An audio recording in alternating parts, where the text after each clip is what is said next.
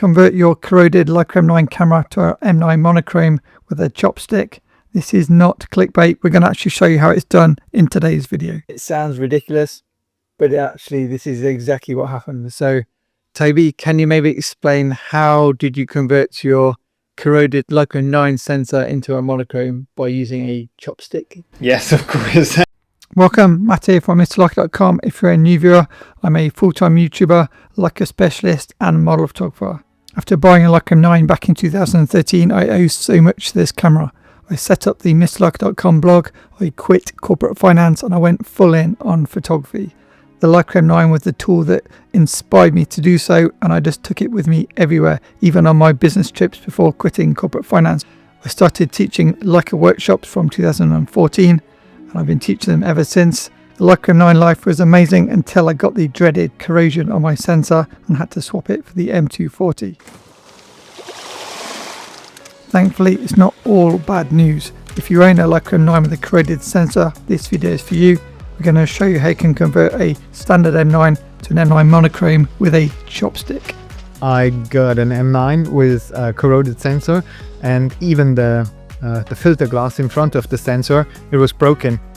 And when this breaks, some glass dust from the break actually comes to the sensor, to the micro lenses. That means it doesn't help when you just change the filter glass in front of the sensor. It's done because the dust is on the micro lens and it's always visible on the pictures. So actually the sensor is dead. In really simple terms, how would you explain the layers of a sensor from bottom to top? So actually that's the base is the silicium sensor where all the photodiodes and the wires are in it. Then there is 3 layers of RGB, which makes the pixels like sensitive to colors. And then there is the layer of micro lenses, and on top there is a filter glass, which is actually the IR filter and the AF filter, like a combined filter glass on top of the sensor. And actually this filter glass is the issue. It corroded on the inside of the glass, and this gives the corrosion underneath. Exactly. So from the humidity, it just starts to corrode. Okay, so to recap then, you had a corroded sensor which also had a broken glass. Yeah. So you couldn't just replace the top bit. So what exactly did you do with a chopstick? I took the filter off to get access to the actual sensor. A sharp knife, super thin like a scalpel, and cut the glue layer, and then it pops off and you get rid of it. And then you have direct access to the actual sensor, and the top layer is the micro lenses. So first task is to get rid of the micro lenses. Chopstick, pretty easy. You have to make it like screwdriver. Yeah, that's a perfect shape. You have to scratch off the micro lenses, which came off quite easily because they are just like printed on top of the thing with like little drops in different angles. And you just grab them off. It looks like dust. I can show you a picture here.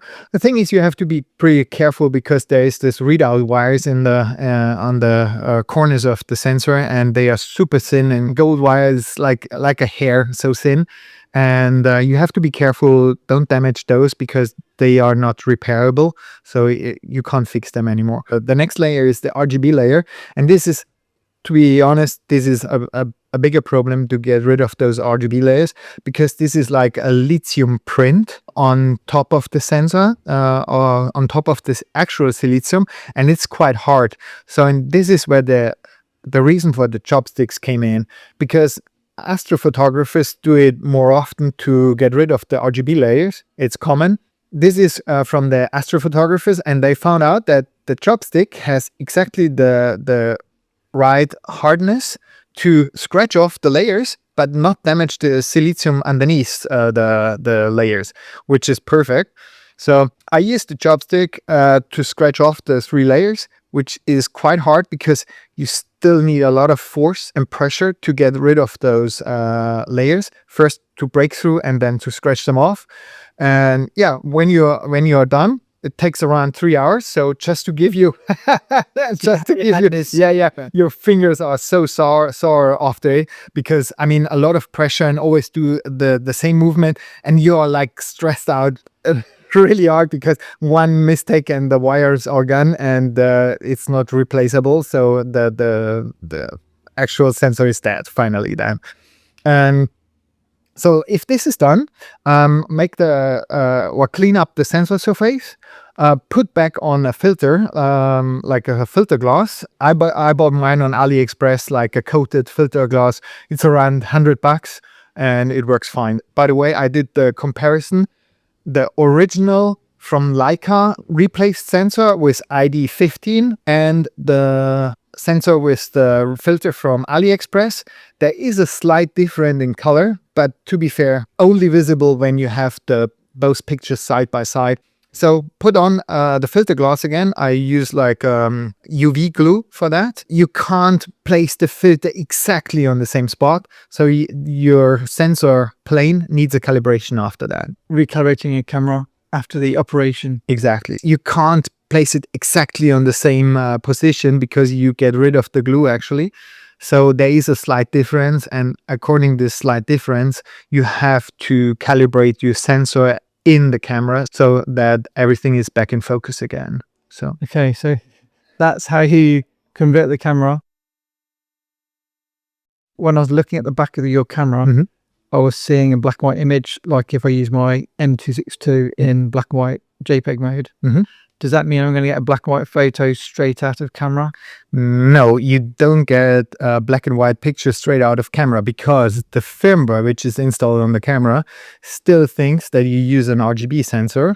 You have to have or figure out a little workaround, because they came out like super magenta colored, like monochrome magenta. I can show you the picture on my laptop. We'll bring it up on the screen so you can see it. I show it, and I can show you how I work with the pictures, because you get DNG from the camera, you open it in a separate program, and then you import it into Lightroom, and you have like a 16-bit black and white TIFF. So as a starting point to work with. And then that's like your black and white raw that you would get for a monochrome camera. And then you can just edit it as normal. Exactly. And you have a benefit too, actually.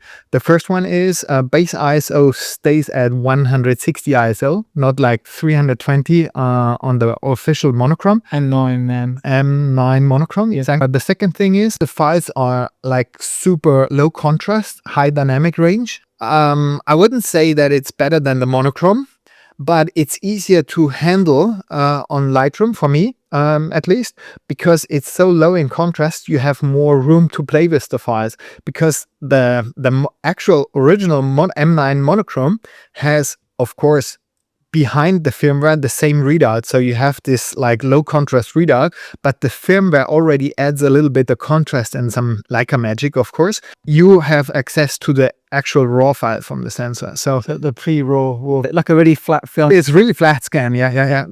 So you've got to remember how the scene looks to then edit back in your contrast. From memory, I think in one of our Patreon meets, you and Grom, one of our other patrons, did a side-by-side test. Yeah. M9 Monochrome original versus M9 Monochrome CHOPSTICK. And what was the findings? Was there much difference? No, there was, by the processed pictures, there was no difference. So I took the same lens with the original M9 Monochrom and with my CHOPSTICK Monochrom, and we did the comparison, and the raw file is different. So that's what I said. The M9 Monochrom firmware adds already some Leica magic, like this super nice, I would say Tri-X style a bit, like to the file and tonings, yeah. And so this is the starting point from the M9 Monochrom files, and the files from this CHOPSTICK M9 is way flatter. So the starting point is different, but when you add like more contrast and do your post-processing, it's the same. By the end, it's the same picture. So you get like a full usable monochrome camera with CHOPSTICK. Let's say operation. So after trading my dead M9 for the M240 back in 2015, how do these sensors compare? Here using the M262, the same sensor. First, the M9C black and white unedited, edited. Next, M262 and edited, and then here you can see the side by side difference. They're pretty. The advantage of RGB sensors is you can move the color sliders, and as a model photographer, portrait photographer, I find I can normally get better skin tones from RGB sensors than monochromes, which is why I don't own a monochrome camera. But yeah, if you want to get more info from Toby, you can send him a message or comment below in this video. We'll try and put a bit more detail on Patreon if you want to get into the weeds with it. And yeah, let us know in the comments. Have you got a dead M9 lying around at home? Have you tried to fix it already? Are you tempted by the chopstick operation, we'll call it? I hope to see you on Patreon. Sorry if it was a little bit detailed. The main point is it does actually work. It's proof that you can actually convert to Leica M9 with a chopstick. Thanks for watching. Hope to catch you in the next video.